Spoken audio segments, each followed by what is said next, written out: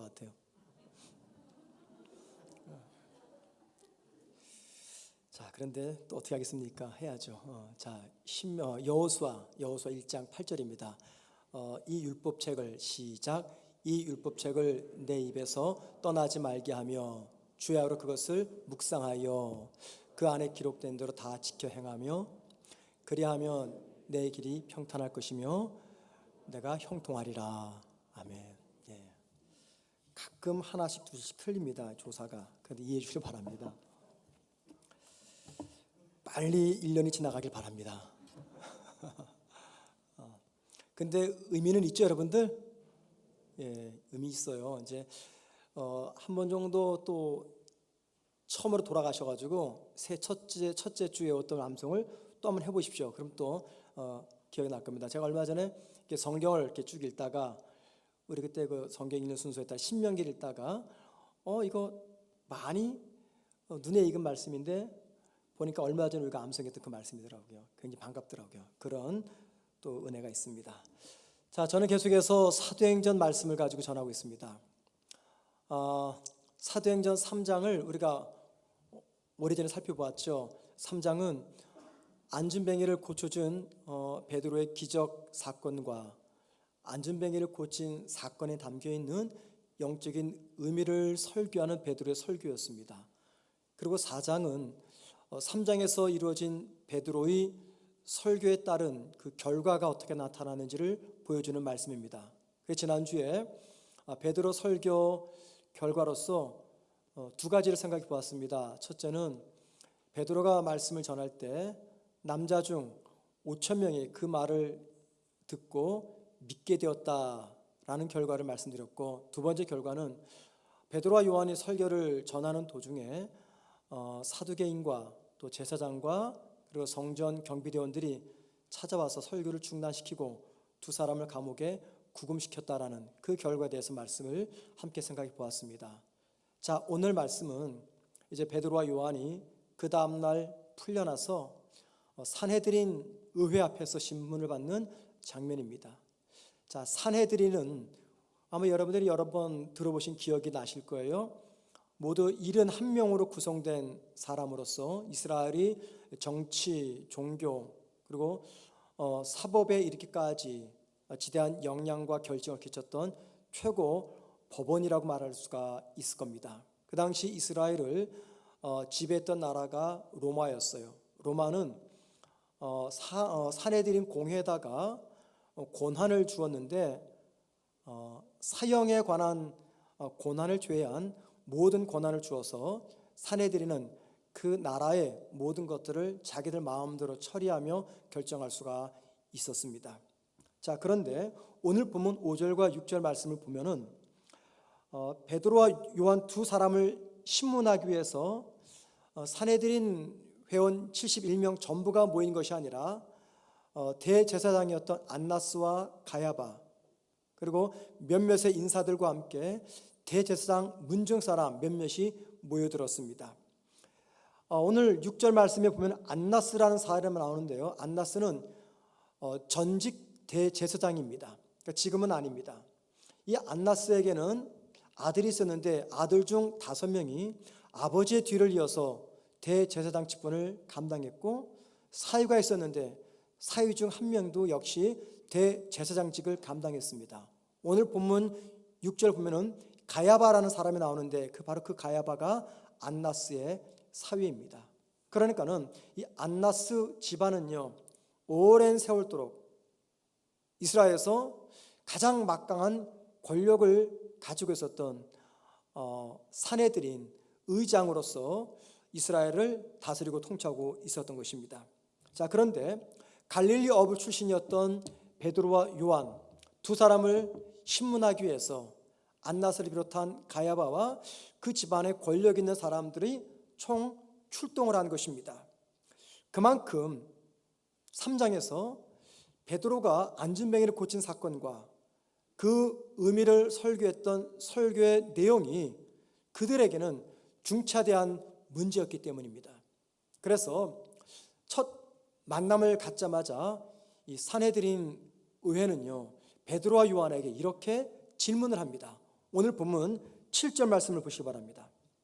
사도들 가운데 세우고 묻되 너희가 무슨 권세와 누구의 이름으로 이 일을 행하였느냐. 여기 무슨 권세, 그 말의 정확한 번역은 무슨 능력입니다. 무슨 능력으로 이 앉은 뱅이를 고쳐주었느냐, 그 말입니다. 여러분, 산헤드린 의회가 무슨 능력으로 라는 말을 쓴 것은 무엇을 의미하냐면, 앉은 뱅이가 일어서는 이 치료는요, 사람의 능력으로는 절대 이루어질 수 없다는 것을 의미합니다. 그러니까는 초자연적 능력이 아니면 이건 불가능하다, 그 뜻이고 그들도 알았습니다. 그러면 산헤드린 의회가 이야기하고 생각하는 초자연적 능력은 무엇일까요? 당시에는요, 인간의 힘으로 불가능한 일들이 벌어지면 두 가지 능력 중 하나였습니다. 하나는 하나님의 능력이고, 둘째는 귀신의 왕 바알세불의 능력이라고 믿었습니다. 산헤드린 의회가 자기들 마음에 들지 않는 사람들 또는 자기 신들의 기득권을 위협하는 사람들을 처리할 때는 항상 이단 또는 신성 모독죄를 붙여서 처벌했습니다. 우리 예수님도 바로 신성 모독죄에 의해서 십자가에서 죽게 된 것이죠. 그때 사두개인들은요, 꼭 물어보는 것이 있었습니다. 누구의 이름으로, 누구의 권력으로, 누구의 권한으로, 누구의 권세로 이 일들을 행하였느냐라고 물었던 겁니다. 그 목적은 그 사람에게 이단죄 혹은 신성 모독죄를 덮어씌워서 처결하기 원해서죠. 자, 베드로와 요한에게 물었던 이 질문을 베드로와 요한도 알았습니다. 그들의 질문에 담긴 그 의도를 알았던 것이죠. 그러면 여러분, 베드로와 요한이 뭐라고 대답을 해야 맞습니까? 하나님의 이름, 하나님의 능력으로 된 것이다 말해야 맞습니다. 그런데 오늘 본문을 보면은 베드로와 요한은 하나님의 이름이 아닌 예수님의 이름으로 병자를 고쳤다라고 이야기합니다. 10절 말씀을 함께 보시겠습니다. 너희와 모든 이스라엘 백성들은 알라. 너희가 십자가에 못 박고 하나님의 죽은 자 가운데서 살리신 나사렛 예수 그리스도의 이름으로 이 사람이 건강하게 되어 너희 앞에 섰느니라.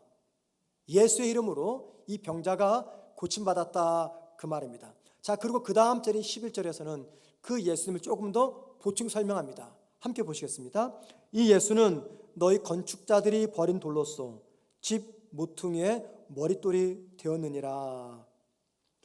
자, 여기서 말하는 이 건축자는 다름 아닌 산헤드린 의회를 이야기합니다. 그리고 산헤드린 의회가 버린 돌, 바로 예수님을 의미합니다. 산헤드린 의회가 십자가에 못 박힌 예수님이 이스라엘의 중심의 돌이 되었다, 이스라엘 집의 돌이 되었다, 혹은 이 성전의 돌이 되었다, 그것을 의미합니다. 지금 베드로는요, 산헤드린 공회가 자신을 이단이나 혹은 신성 모독죄로 고발하여 처벌할 수 있는 이 말을 하고 있는 것입니다. 할 필요가 없어요. 그런데 일부러 합니다. 그런데 더 뜻밖의 반응은 산헤드린 의회의 반응입니다. 이들은요, 제자들의 이 말을 듣고 이단 혹은 신성 모독죄로 처벌하지 않는 의회의 반응을 보입니다. 오늘 본문 16절 말씀 보시겠습니다. 이 사람들을 어떻게 할까? 무슨 말입니까? 베드로의 말을 들었던 산헤드린 의회는 제자들을 어떻게 해야 될지 몰라가지고 지금 전전긍긍하는 딜레마에 빠졌다는 것입니다. 17절 말씀 보시겠습니다. 이후에는 이 이름으로 아무에게도 말하지 말게 하자. 무슨 말입니까? 다시는 예수 이름을 말하지 말라고 부탁 같은 협박을 하면서 그들을 풀어줍니다. 이단죄, 신성 모독죄 등등 같은 죄로서 처벌하지 않고 그냥 풀어줍니다.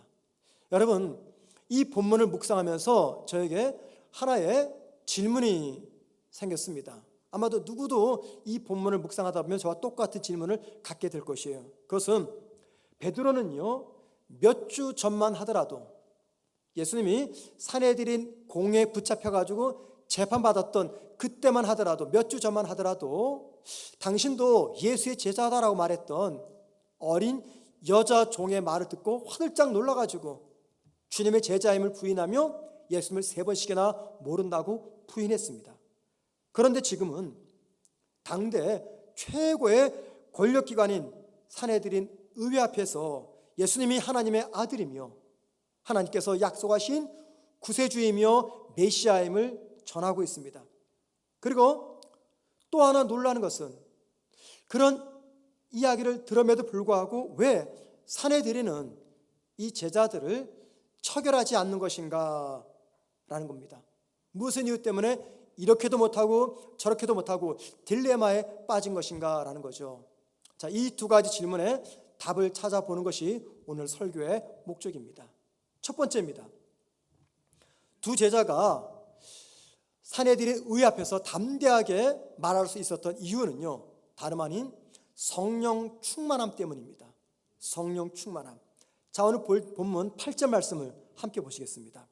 이에 베드로가 성령이 충만하여 이르되 백성의 관리들과 장로들아. 여기 성령이 충만하여 이르되, 이 말은요 무슨 말이냐면 성령께서 베드로에게 영감을 주시는 겁니다. 그러니까 할 말을 말할 수 있도록 그에게 영감을 주셔서 베드로는 성령의 영감을 받아서 하나님 말씀을 담대하게 전할 수 있었다, 그 말입니다. 베드로에게는요 안나스와 가야바 그리고 산헤드린 의회는 감히 극복할 수 있는 무소불위의 권력을 가진 무서운 장벽이었습니다. 그런데 성령께서 베드로에게 할 말을 알려주시고 베드로를 담대하게 하시니까 그는 조금의 두려움 없이 예수님을 전할 수가 있었던 것입니다. 여러분, 어린 여자 종 앞에서의 베드로와 오늘 본문에 나오는 산헤드린 의회 앞에서 베드로의 차이점이 무엇입니까? 그 차이점이 무엇입니까? 다름 아닌 성령 충만함입니다. 성령 충만하여 성령의 빛 속에 있었던 베드로가 능력 있는 제자였다면 성령의 인도를 받지 못했던 베드로는 겁이 많고 소심하고 그리고 무능하고 연약하고 비겁한 겁쟁이에 불과했다는 것입니다. 자, 두 제자의 성령 체험, 이 성령 체험은요 다양한 인생의 장벽을 만난 저와 여러분들에게 어떤 신앙인이 되어야 되는가를 알려주는 귀한 말씀입니다. 성령 충만하여 성령의 힘으로 인생의 장벽을 극복하는 능력 있는 성도가 될 것인가, 아니면 내 힘만 의지하여 무기력하게 살아가는 성도로 살아가게 될 것인가, 이 질문에 대한 답을 오늘 성령 충만한 제자들을 통해서 우리가 찾아볼 수가 있다는 것입니다. 언제나 설교를 듣는 첫 번째 청중은 다름 아닌 설교자입니다. 여러분이 아니라 제 자신입니다. 제가 먼저 제가 준비한 설교를 듣습니다. 저는 오늘 말씀을 준비하면서도 제일 먼저 제 자신을 생각해 보았습니다.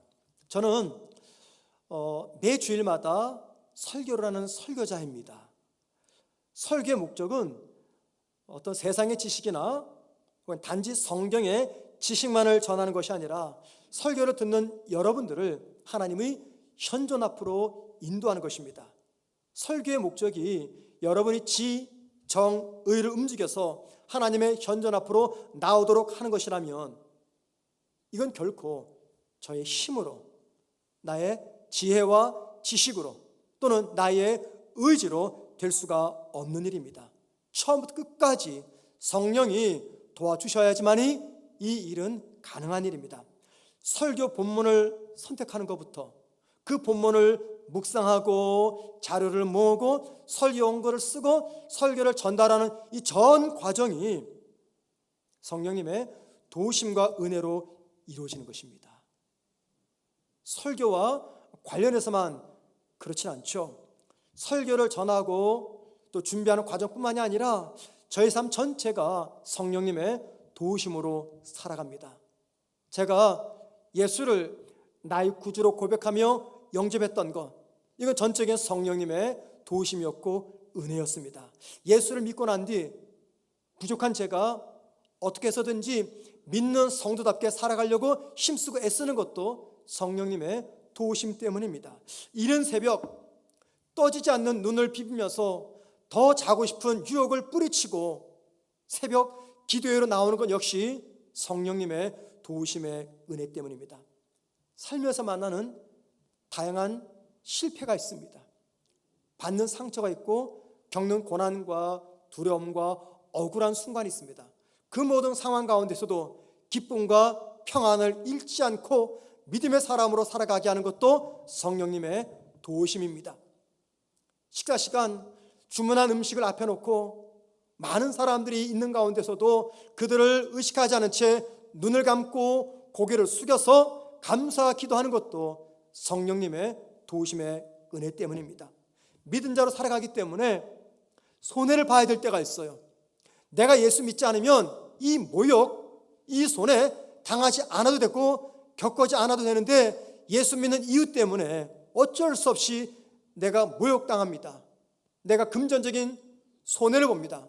그럼에도 불구하고 그 모든 것들을 기꺼이 내가 수용하면서 받아들이는 것도 다름 아닌 내 속에서 나를 강하게 하시는 성령님의 도우심과 은혜 때문입니다. 설교에서 뿐만이 아니라 신앙인으로서의 제 삶의 모든 순간들은요, 성령님의 도우심으로 이루어지고 있다는 것입니다.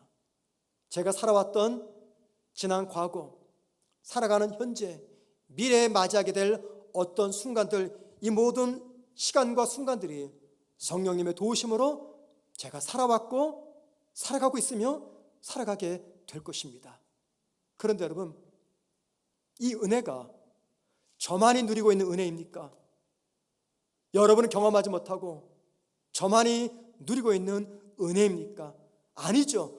우리 모두가 함께 누리고 있는 은혜입니다. 예수를 나의 구주로 영접하고 고백한 성도라면 모두가 다 이 은혜를 누리고 살아가고 있다는 것입니다. 여러분이 믿음을 지키고 여러분이 성도답게 살아가고 여러분에게 찾아오는 사탄의 유혹을 물리치고 깨어서 기도하려고 하고 말씀대로 살아가려고 하고 주님과 동행하려고 하고 무엇보다 나에게 있는 것 중에 일부분을 하나님께로 드리기 위해서 결단하는 모든 것들, 이게 내 자력으로 가능한 일입니까, 여러분?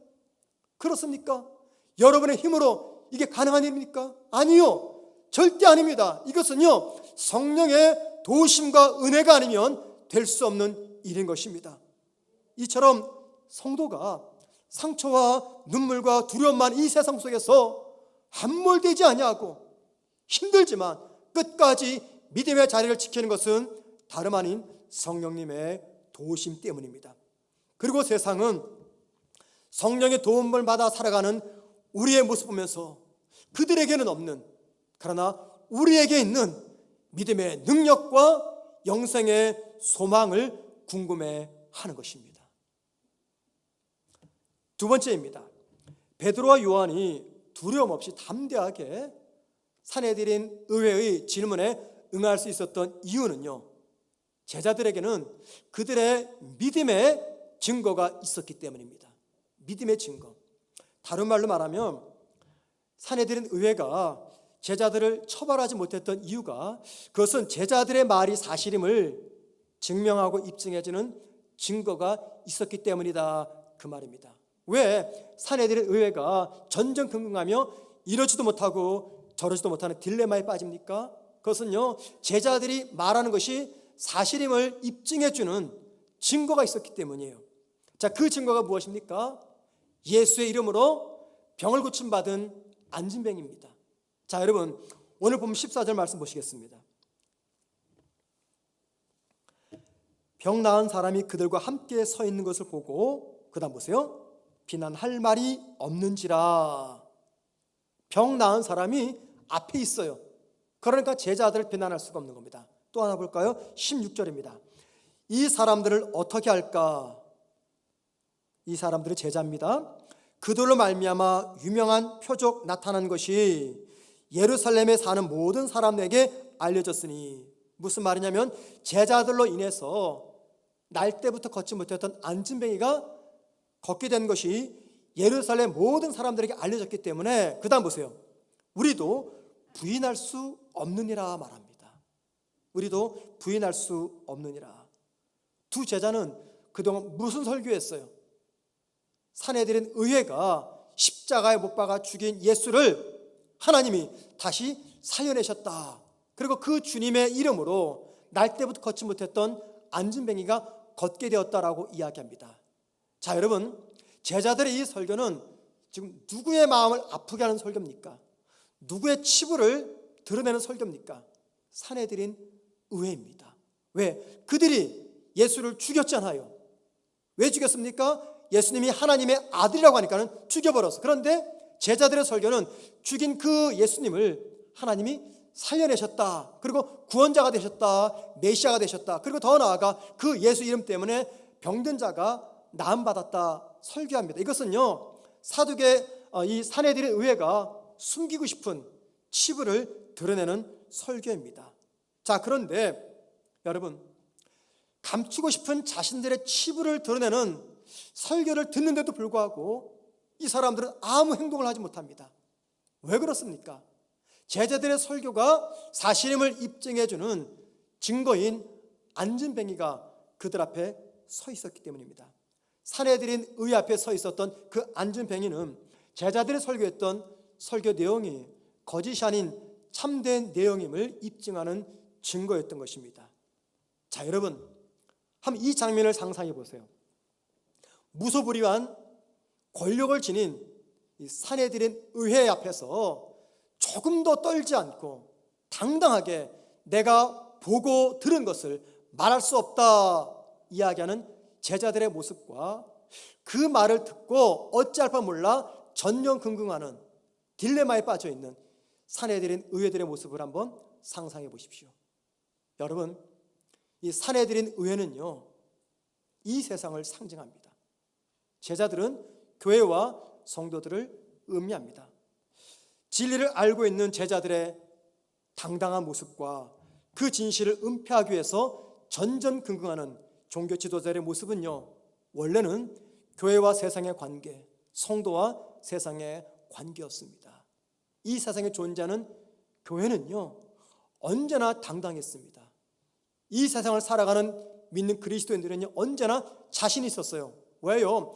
교회가 커서 성도가 잘나서가 아니라 우리 안에 세상을 구원하시는 십자가 복음이 있었기 때문이죠. 내 안에 그 무엇도 빼앗아갈 수 없는 구원의 감격과 천국의 소망이 있었기 때문에 성도는요, 어떤 상황 속에서도 자신 있었고 당당했고 세상은 그런 교회와 성도를 두려워했습니다. 그런데 여러분, 작금의 한국 교회와 성도의 모습은 어떻습니까?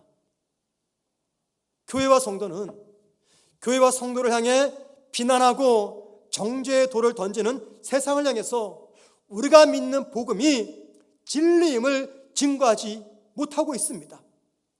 물론 말로는 증거합니다. 입으로는 증거하는데 삶으로는 증거해내지 못하고 있습니다. 입으로는 기독교가 믿는 복음이 진리이며 내가 믿는 천국이 진리임을 전하는데, 입으로는 전하는데 삶으로는 증거하지 못하고 있습니다. 세상이 왜 교회와 성도를 비난하고 있는 것입니까? 교회와 성도가 믿는 믿음의 대상인 하나님을 말로만 설명을 하는데 그분이 어떤 분인지 삶으로 보여달라는 것입니다. 왜 세상이 교회와 성도들을 비난합니까? 우리가 믿고 있는 천국이 사실이라고 말을 하는데 진짜 그것이 사실인지 삶으로 보여달라는 것입니다. 무슨 말이에요? 천국을 소유한 성도가 이 세상을 어떻게 살아가는 것이 맞는 건지를 세상 사람들은 우리들에게 보여달라고 이야기합니다. 여러분, 왜 세상이 교회와 성도를 비난합니까? 우리는 입만 열면 성령과 동행한다고 이야기합니다.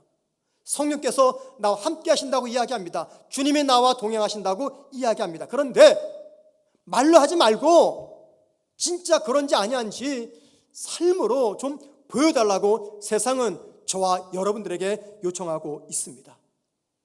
우리는 세상을 향해서 우리가 믿는 믿음의 진리를 믿어달라고 이야기합니다. 세상은요, 믿어주겠다고 말해요. 믿어줄 테니까는 증거를 보여달라고 이야기합니다. 우리는 어떻습니까? 증거는 보여주지 못한 채 내가 믿는 믿음의 진리, 천국의 소망을 믿어달라고 이야기합니다. 세상은 계속해서 우리에게 더 이상 말하지 말고 증거를 보여달라고 이야기합니다.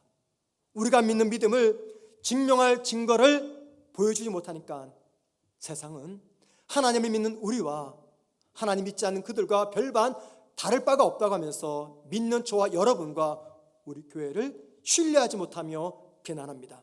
살아계신 하나님을 믿고 영원히 살 영생을 믿는 그 믿음으로 이 세상을 어떻게 살아가야 하는지 세상 사람들은 보고 싶어 하는데 저와 여러분은 보여주지 못하니까 세상은 우리를 더 이상 신뢰하지 못하고 있습니다. 두 제자가 사내들인 의회를 당황하게 만든 것은 두 가지 이유 때문입니다. 첫째는 성령의 충만함, 둘째는 병 나은 안진뱅이, 두 가지 때문이었어요. 자, 그런데 여러분, 성령 충만과 병 나은 이 신비한 사건은요 별개의 것이 아닙니다. 동전의 앞뒤 양면과 같습니다. 왜냐하면 우리가 성령 충만하면 두 가지 변화가 우리에게 찾아와요.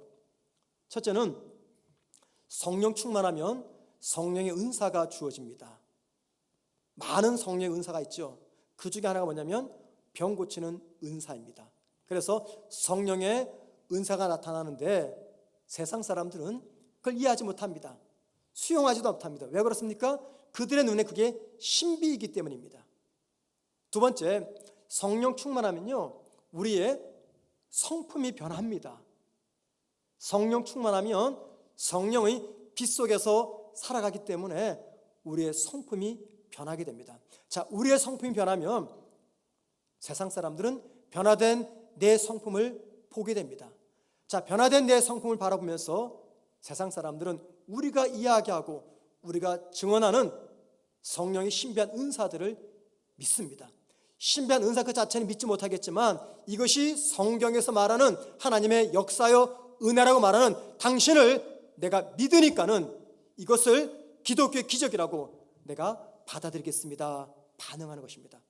그래서 성령 충만과 안진뱅이를 고친 이 사건은 별개의 것이 아니라 같은 것이다, 그 말인 것이죠. 소설가 이청준 선생님이 계십니다. 이분은 이미 작고한 분이신데요 1960년, 70년대 유명한 소설가죠. 이분이 이런 말을 했습니다. 인간이 태어나서 60세가 되기까지는 철이 드는 시기이고 60세가 넘어가면은 철이 없어지는 시기이다, 이렇게 말을 했어요. 자, 여러분 동의하십니까? 우리 60이 넘어가신 분들 동의하시나요? 동의 못 하시겠죠? 이 말이 무슨 말이에요? 사람이 태어나서 바르게 살고 바르게 늙고 바르게 죽기란 어렵다, 그 말입니다. 여러분 사는 게 뭐 그리 어렵습니까? 가만히 있어도 숨이 쉬어요. 가만히 있어도 늙어갑니다. 사는 거 어렵지 않습니다. 그런데 뭐가 어렵냐면 어떻게 사느냐, 이게 어려운 거죠. 사는 것은 그렇게 어렵지가 않습니다. 바르게 살고 바르게 늙고 바르게 죽는 것은요 정말 어려운 문제입니다. 특별히 이제 나이가 들수록 어떻게 됩니까? 우리 마음이 조금씩 더 강팍해져요. 고집이 세지고 아집이 생기고 독선이 생깁니다. 이게 저의 이야기입니다, 여러분들. 나이가 드니까 이렇게 제가 조금씩 변하더라고요. 자, 여러분, 우리 믿는 그리스도인들은 어떨까요? 바르게 사는 것이 어렵고 바르게 살다가 죽는 것이 어렵지만 저와 여러분은 바르게 살고 바르게 살다가 죽을 수가 있습니다. 왜 그런지 아십니까? 우리에게는요, 예수 믿는 우리에게는 두 가지가 있기 때문이에요. 첫째는 삶의 나침반 역할을 하는 하나님 말씀인 성경이 있기 때문입니다. 다른 하나는 그 성경을 따라 살도록 나를 이끄시는 성령님이 계시기 때문입니다. 바르게 살고 바르게 늙고 바르게 죽는 것, 세상 사람들에게는 불가능한 일처럼 보이지만 성령의 피 속에서 하나님 말씀인 성경을 거울과 나침반을 삼고 살아가게 되면 우리는 얼마든지 바르게 살고 바르게 늙고 바르게 살다가 이 땅을 떠날 수가 있습니다. 자, 여러분, 우리가 세상에 보여줘야 될 믿음의 증거가 무엇입니까? 바르게 살고 바르게 늙고 바르게 이 땅을 떠나는 모습입니다. 이게 바로 믿음의 증거라는 것이에요. 우리가 바르게 살아가는 삶의 증거를 남기려면요, 먼저 바른 생각이 선행되어야 됩니다. 왜냐하면 바른 생각이 선행되지 않으면 바른 행동의 결과는 불가능하기 때문입니다. 그런데 바른 생각만으로도 부족합니다. 바른 생각일지라도 그 생각이 행동으로 드러나지 않으면 그 생각은 아무런 의미가 없기 때문입니다. 여러분, 많은 사람들은요, 다 바른 생각을 합니다. 다 좋은 생각합니다. 그런데 용기를 외면한 탓에 생각하는 대로 바르게 살아가지 못합니다. 이 말은 무슨 말이냐면 우리가 생각한 대로 살아가기 위해서 용기가 필요하다는 것입니다. 용기가 필요해요. 성도가 바른 생각을 품고 그 생각을 바른 행동으로 옮길 수 있도록 우리에게 용기를 주시는 분이 누굽니까? 성령님이십니다. 내 본성에는요, 바른 생각을 행동으로 옮길 수 있는 용기가 나오지 않아요. 여러분, 너무 자신을 신뢰하지 마십시오. 우리 속에는요, 바른 생각을 행동으로 옮길 용기가 절대 주어지지 않습니다. 왠지 아십니까? 내 안에는 타락한 죄된 본성이 있기 때문입니다. 그런데 그런 나에게 성령이 도와주시면 바른 생각을 바른 행동으로 옮길 수 있는 용기가 생깁니다. 그렇게 해서 밖으로 드러나는 나의 변화된 삶이 하나님을 믿는 나의 믿음의 증거가 되어서 세상 사람들에게 내가 믿는 하나님은 어떤 분인지, 내가 소망하는 하나님의 나라는 어떤 나라인지를 보여주며 증가할 수가 있다는 것입니다. 감리교 신학대학에서 한국 교회사를 가리키는 이덕주 교수님이 계십니다. 그분이 쓴 책 중에 한국교회 처음 이야기라는 제목의 책이 있어요. 이 책에는요, 1900년 초 강화읍 교회에서 신앙생활했던 과부교인 김씨 할머니에 관한 이야기가 기록되어 있습니다. 김씨 할머니는 자식이 없었어요. 그러다 남편이 먼저 세상을 떠났습니다. 그런데 남편이 다행히 많은 재산을 남겨주었기 때문에 어렵지 않게 살 수가 있었어요. 그래서 김씨 할머니는 복섬이라고 하는 여자아이를 종으로 부리며 살았습니다. 80살이 넘어서 예수님을 구주로 영접하게 되었습니다. 그리고 교회를 나오면서 한글을 깨우쳤고 성경을 읽을 수가 있게 되었습니다. 어느 날 집에서 성경을 읽어 나가는데 마태복음 18장을 읽다가 그만 18절에서 멈추어서 그 다음 나아가지를 못했어요. 그 18절 말씀이 이런 말씀입니다. 진실로 너희에게 이르노니 무엇이든지 너희가 땅에서 매면 하늘에서도 매일 것이요 무엇이든지 땅에서 풀면 하늘에서도 풀리리라. 김씨 할머니는 이 말씀을 읽으면서 하나님의 형상을 따라 지음받은 복섬이를 자기 몸종으로 부리는 것은 자신이 땅에서 매지 말아야 될 잘못된 것을 메고 있다라고 이해했습니다. 그리고 그 다음 주일 예배를 드리고 교회 전도사님과 교인들을 자기 집으로 초대를 했습니다. 그리고 복섬이도 방 안으로 들어오도록 했어요. 그리고는 모인 사람들에게 김씨 할머니는 이렇게 말합니다. 성경 말씀을 보니 우리 주인은 하늘에 계시고 우리 다 같은 형제라. 어찌 내가 하나님 앞에서 사람의 주인 노릇을 할 수가 있겠소. 내가 복섬이를 내 몸종으로 부리는 것은 매지 말아야 할 것을 땅에서 매는 것인즉 그리고서야 내가 어찌 하늘에서 풀리는 하나님의 복을 받을 수 있겠소 라고 말한 다음에 교인들과 복섬이가 보는 가운데 복섬이 노비문서를 불살라 버립니다. 그리고는 복섬이에게 이렇게 말합니다.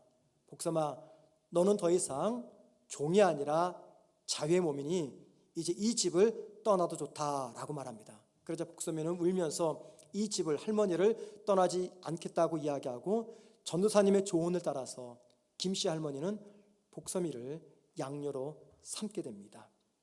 노비제도가 상존했던 그 시절, 태어날 때부터 나와 신분이 다른 종이었던 복섬이를 자유의 몸으로 풀어주고, 더 나아가 그 종 복섬이를 자신의 딸로 삼는 것은요, 불가능한 일이었습니다. 그런데 김씨 할머니는 성령의 빛 속에서 성경 말씀을 따라 순종하려 하니 불가능한 그 일을 가능하게 만들었던 것입니다. 자, 여러분은 이 복섬이가 누구라고 생각하십니까? 복섬이는 무엇입니까? 복섬이는요, 김씨 할머니가 믿었던 하나님이 어떤 하나님인가를 보여주는 증거입니다. 복섬이는요, 김씨 할머니가 지니고 있었던 그 믿음이 어떤 믿음인가를 보여주는 증거였습니다. 복섬이는요, 김씨 할머니가 소망했던 하나님 나라 소망이 어떤 소망인지, 김씨 할머니가 바라봤던 천국이 어떤 모습인지를 보여주고 알려주는 증거였던 것입니다. 그래서 사람들이 복섬이를 볼 때마다 김씨 할머니가 믿었던 하나님이 어떤 분인지, 김씨 할머니가 소망했던 천국이 어떤 곳인지를 짐작할 수가 있었던 것입니다. 예수 믿는 사람도 고난을 당합니다. 잘 믿어도 아픔도 질병도 겪게 됩니다. 예수 믿는다고 고난도 당하지 않거나 질병도 상처도 겪지 않는 것은 결코 아닙니다. 사람들로부터 조롱과 무시를 당하고 억울한 누명도 쓰고, 그리고 모욕도 당하기도 합니다. 몸이 아픕니다. 가난해서 남들보다 더 힘들게 살아갈 때도 있습니다. 원하는 것을 얻기 위해 하나님께 아무리 부탁을 해도 하나님은 매번 거절하기만 합니다. 복음의 정신으로 살아가기 때문에 많은 손해도 보기도 합니다. 그런데 우리는요, 고난과 상처와 실패와 억울함이라고 부르는 그 순간에서도 감사와 기쁨으로 살아가는 사람이 그리스도인이라고 배웠고 믿고 있습니다. 절체절명의 상황에서도 믿음이 변질되지 아니하고, 기도의 호흡이 옅어지지 아니하고, 하나님의 신실함을 의심하지 않은 확고한 믿음으로 살아가는 사람이 그리스도인이라고 배웠고 믿고 있습니다. 그리고 하나님은 우리가 배우고 믿고 있는 바대로 살아가는지 우리의 모습 속에서 그 믿음의 증거를 보기를 원하십니다. 그리고 세상 사람들 역시 우리가 믿는 바대로 살아가는지 그 믿음의 증거를 보기를 원하고 있습니다. 예수 믿어 천국 소망을 삼고 이 땅에 소망을 두지 않는 저와 여러분과 이 땅에 소망을 두고 살아가는 세상 사람들과 차이가 무엇인지 그 차이를 보고 싶어 하는데, 그 차이를 보여주지 못하니까 세상은 더 이상 교회와 성도를 신뢰할 수 없다라고 비난합니다. 이 예배를 마치면 저와 여러분은 다시 가정으로 돌아갑니다.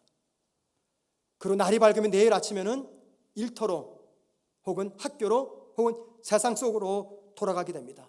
만일 예배 후 돌아간 가정에서, 직장에서, 학교에서, 세상 속에서 나를 아는 사람들이 주일날 예배당에서 예배드리는 나에게 어떤 일이 있었는지 관심도 없고 궁금해하지도 않는다면 여러분, 그 이유가 무엇 때문입니까? 그것은요, 우리 모두가 주일날 예배드리면서 만난 이 하나님을 그들에게 보여주지 못하기 때문입니다.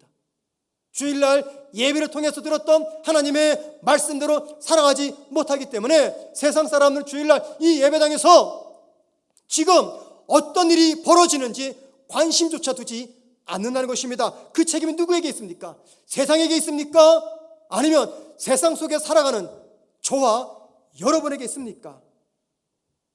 여러분, 주님을 만난 흔적들이 세상 속에 살아가는 저와 여러분의 모습을 통해서 증거되지 않기 때문에 아픔의 이 일들이 계속해서 끊이지 않고 지속되고 있는 것입니다. 믿음이란 반드시 증거가 나타나야 됩니다. 그런데 여러분, 그 믿음의 증거는 언제나 생각에서 시작이 됩니다. 그리고 바른 생각이 바른 행동으로 이어지려면 용기가 필요합니다. 용기가 필요합니다. 우리가 믿는 바대로 행동하고 믿는 바대로 살아갈 수 있도록 용기를 주시는 분이 다름 아닌 성령님이십니다. 자, 여러분에게 복섬이는 어떤 모습입니까? 세상 사람들이 우리를 보고 하나님을 볼 수 있는 삶의 증거가 무엇입니까? 신앙 때문에, 믿음 때문에, 믿음의 증거 때문에 무엇을 손해보십니까? 내가 소망하는 하늘나라 소망이 거짓이 아닌 참된 소망임을 증거하기 위해서 여러분은 어떤 대가, 어떤 희생, 어떤 손해를 보고 계십니까? 여러분, 경제적인 손실 크죠? 돈 얼마를 잃어도 잠을 못 이룹니다. 그런데 내가 예수 믿는 믿음 때문에 금전적 손실을 봐야 된다면 믿음으로 보십시오. 보셔야 됩니다. 여러분이 내가 믿는 신앙이 참된 믿음, 내가 소망하는 하나님의 나라가 거짓이 아닌 참된 소망임을 세상에 알리기 위해서라면 여러분, 무시당할 때 무시당하십시오. 변명하지 마세요. 억울한 일 참으세요. 절제하십시오. 왜요? 내가 하나님의 사람이기 때문에 그렇게 참고 손해보고 절제하면은 결국에는 누가 정리해 주십니까? 누가 정리해 주셔요? 하나님이 해주십니다. 여러분 어떨지 모르겠어요. 저는 그랬습니다. 지금까지 살아오면서 믿음을 지키기 때문에 내가 양보하고 포기하면은요, 하나님은 그 이상의 것으로 나를 채워주셨고, 설령 채워주지 않으셔도 내 내면에서는 세상이 줄 수 없는 놀라운 기쁨과 감동과 감격이 사라지지 않는 것을 저는 경험했습니다. 우리 성도들 가운데 그런 경험한 성도들이 많이 계실 겁니다. 그래서 여러분에게 제가 감히 이렇게 말씀을 드립니다. 여러분이 믿는 하나님 때문에, 여러분이 붙잡고 있는 천국의 소망과 믿음 때문에 손해를 보셔야 된다면요, 손해 보시세요. 여러분에게 그게 바로 복섬입니다. 그렇게 살아가는 저와 여러분을 통해서 지켜보시는 하나님은 기뻐하시며 영광을 받으십니다. 여러분, 하나님이 내 인생 보시고 기뻐하시고 영광 받으시면요, 뭐가 두려워요? 하나님이 그런 내 인생 그냥 죽게 놔두시겠습니까? 하나님께서 내 삶을 보시고 기뻐하시고 영광을 받으시는데 어찌 하나님이 나를 외면하시겠습니까? 내가 도무지 상상하지 못한 방법으로 하나님은 나를 위로하실 겁니다. 자, 여러분, 이 한 주간 살아가시면서 세상에 보여줄 여러분의 믿음의 증거가 무엇입니까? 나의 복섬이를 세상에 보여주셔야 됩니다. 용기가 필요합니다. 성령께서 이 시간 저와 여러분에게 이 용기 주시기를 주님의 이름으로 축원을 드립니다. 말씀 기억하면서 우리 함께 찬양합니다.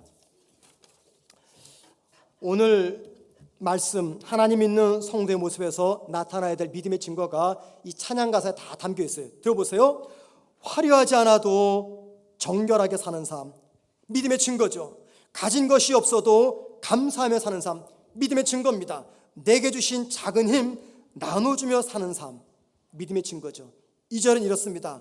눈물 날 일 많지만 기도할 수 있는 것, 믿음의 증거죠. 이거 억울한 일 많으나 주를 위해 참는 것, 천국 소망 가진 증거입니다.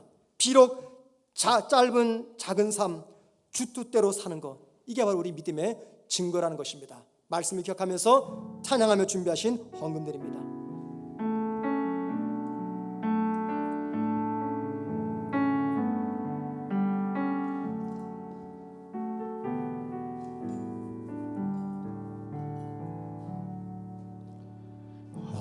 화려하지 않아도 정결하게 사는 삶, 가진 것이 없어도 감사하며 사는 삶, 내게 주신 작은 힘 나눠주며